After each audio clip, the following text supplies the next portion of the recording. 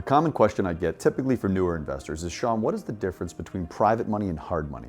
I've heard both terms tossed around and I'm unclear on the difference. Let's talk about it. Private money is usually best described as friends and family. These are people that are already in your sphere of influence. These are your friends, your family, your colleagues, people from your church congregation, maybe your mailman, somebody that's already in your first degree sphere of influence. These private money lenders are typically more relationship based.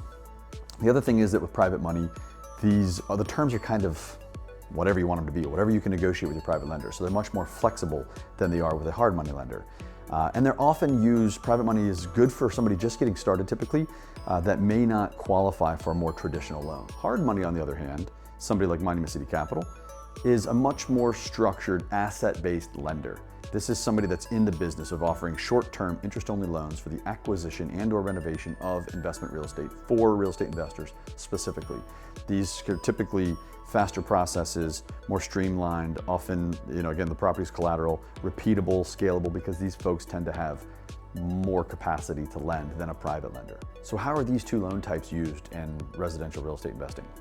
I've always said, and this is what worked for me when I was growing my rental property portfolio and scaling my flipping business back in the day, was that I would use hard money for the lion's share of the loan, so most of the money I would get from a hard money lender, and then whatever skin in the game I needed, so cash to close and enough money to get the construction started, I would raise from friends and family.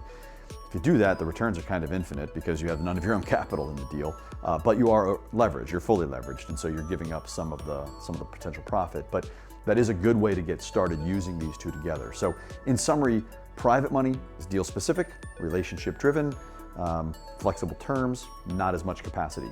Hard money, quicker, scalable, predictable, consistent, fast.